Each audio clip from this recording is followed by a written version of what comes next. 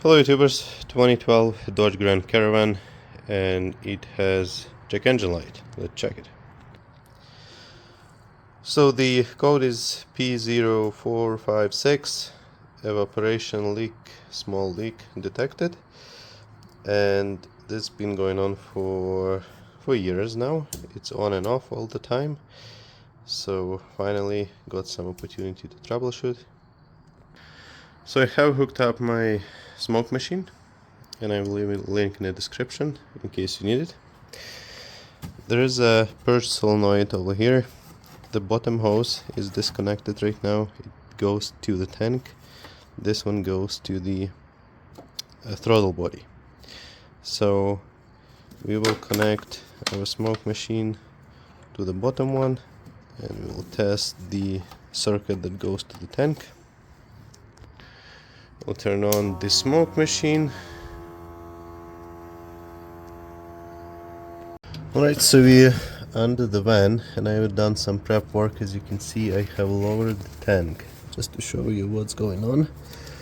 So our smoke goes into the tank, then it goes into this canister, it goes into this vent solenoid, and there is the plug. Considering that I was not able to find any controls on my scan tool, I think this just reads the position of the valve, if it's closed or open. So when the vapors get into this, when it's too high, it will go into the vent canister, and you can see now, hopefully you can see that the smoke is coming out of that vent canister. So I have lowered the tank just to check where it's coming from, and that canister has a few little holes on the side, so you can see one over there, and it's smoking badly. So this valve is open right now. It does not build any pressure, so it seems like the problem is in it. It's leaking. Even if this is supposed to, like, I tested it, just tried to blow into it, so it holds very little pressure, and as soon as you blow a little bit harder, you can feel how it opens. So I'll remove this hose and I'll show you how the smoke is coming. So now the smoke is coming directly from this valve.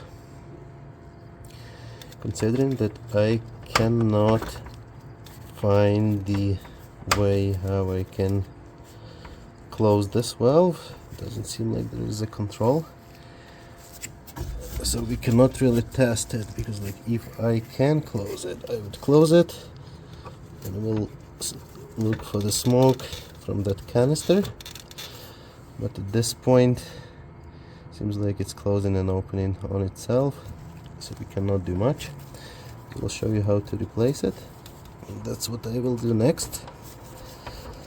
So there is the tab at the bottom, you press it and you turn this clockwise, counterclockwise, and it's off. Then you will need just to unplug this and get it replaced. So right now I have the tank lowered, but to replace this valve you don't need to do that. So I'll get it replaced, we'll run it for a few weeks, and we'll report you back. I just received the new part, and I will leave a link in the description to the video, so check those out. Quite affordable. Hopefully this will fix the issue and will last for a while. It comes with the seal that goes just on that neck. So at this point I think we'll get under the vehicle, we'll remove the old one and install the new one. So we'll do it one more time. You just press this tab and rotate the unit. Probably a good idea to disconnect this hose first. So then you turn it. At this point you have access to the electrical plug, so just unclip it. Need to use a little screwdriver to get that out.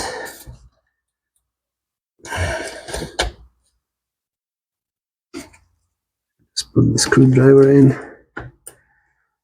press it out. So now just keep spinning this until it becomes loose. Just watch for that O-ring.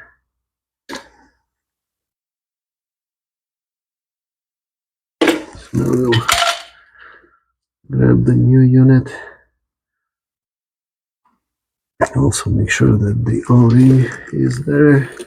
Okay, so now we'll just turn it until it pointed in the right direction. So we'll get this plug back on, turn it a bit more, so this lock-in tab goes in. We'll just remove the plug, put the hose back in, and that should be it.